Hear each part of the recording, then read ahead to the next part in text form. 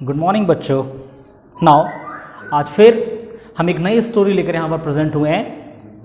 ठीक है, class 8th chapter number 3, the name of the lesson the false flight. ठीक है, ये फॉल्स फ्लाइट का मतलब सबसे पहले आपको समझना होगा कि फॉल्स फ्लाइट का मतलब क्या होता है। फॉल्स फ्लाइट यानी फॉल्स का मतलब झूठी, फ्लाइट का मतलब आप जानते हैं, ठीक है, उड़ान। तो फॉल्स फ्लाइट का मतलब झूठी उड़ान। सबसे पहले मैं दो क्वेश्चंस यहां पर आपसे पूछूंगा। Have you ever heard about day dreamer? Day dreamer का मतलब बेटा क्या होता है? चलिए मैं बताता हूं। डे ड्रीमर का मतलब होता है दिन में सपने देखने वाले। ठीक है, जो एकदम झूठे मूठे सपने देखते हैं कि मैं ये करूंगा, मैं वो करूंगा, बस ख्यालों में सोचते रहते हैं, उनको डे ड्रीमर कहा जाता है। And then the second, have you heard a story of Sheikh Chilli? क्या आपने कभी शेख चिल्ली की स्टोरी सुनी है कि शेख चिल्ली कैसे हुआ करते थे, क्या थे? ठीक है, दिन में सपने देखने वाले थे।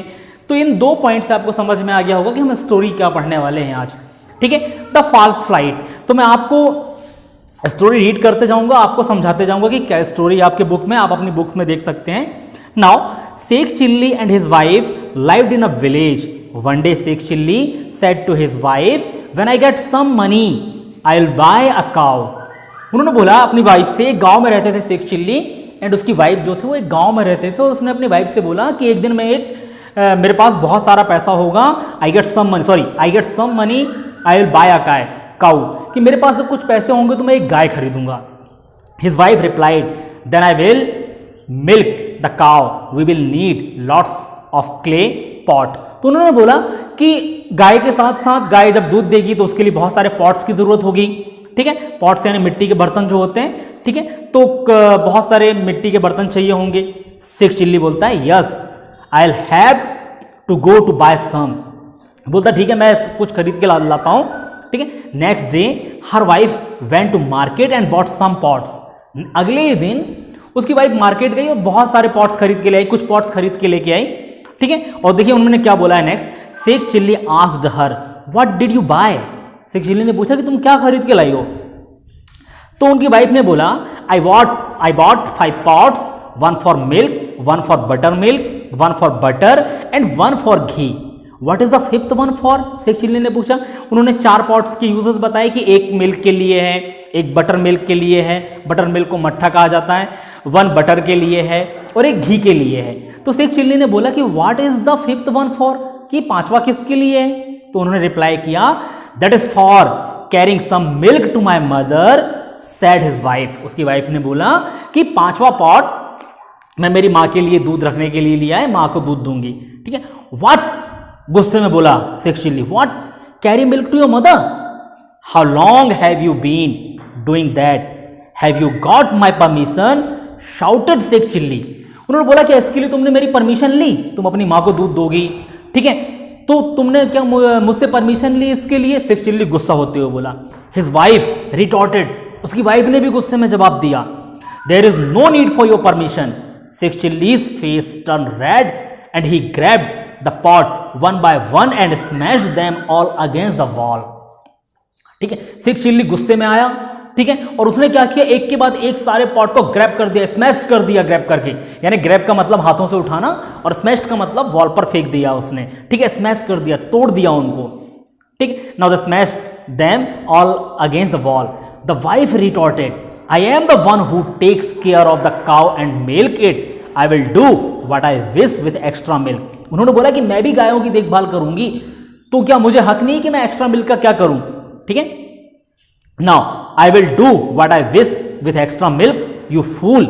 I work and sweat all day and buy a cow, and you give away the valuable milk to your mother. Rod the husband.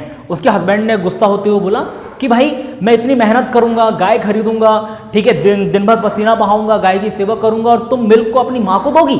ठीक है, गुस्से में बोला उसने। इसी के बाद आया, a neighbour came to their house, he asked the angry husband, what's the matter, why are you shouting? तो ये सारी लड़ाइयां सुनकर उनका एक पड़ोसी आया। ठीक है, और उसने बोला, पड़ोसी आके, कि भैया क्या हो गया, आप लोग क्यों झगड़ा कर रहे हैं, इतना हल्ला क्यों कर रहे हैं? Now this woman is giving away the milk from our cow to her mother. The neighbor asked, your cow, उन्होंने बोला कि ये जो वोमेन है अपनी पत्नी की तरफ इशारा करते हुए बोलता है, ये जो वोमन है वो मिल्क को, गाय के दूध को अपनी माँ को देना चाहती है। ठीक है, तो नाइबर बोलता है भैया गाय कहाँ है? Yes the cow I am going to buy when I have enough money. तो बोलता है शेख चिल्ली कि गाय तो तब होगी बोले जब मेरे पास इनफ मनी होगा गाय खरीदने के लिए और मैं गाय खरीदूंगा। ठीक है, द नाइबर आस्क्ड नाउ, फिर उन्होंने बोला oh that one you don't have a cow yet do you, said the neighbour, मतलब उन्होंने बोला कि अभी आपके पास कोई गाय नहीं है। The man said just wait I am going to get one. Oh really now I know what's happening to my wheat and corn, said the neighbour picking up a stick and threshing his neighbours. तो उसके neighbour ने बोला कि भैया तुमने क्या किया है? I am going to get one. उन्होंने बोला कि तुम्हारी जो गाय है उनमें से एक गाय मेरे सारे कॉर्न और मेरे सारे व्हीट खा गई।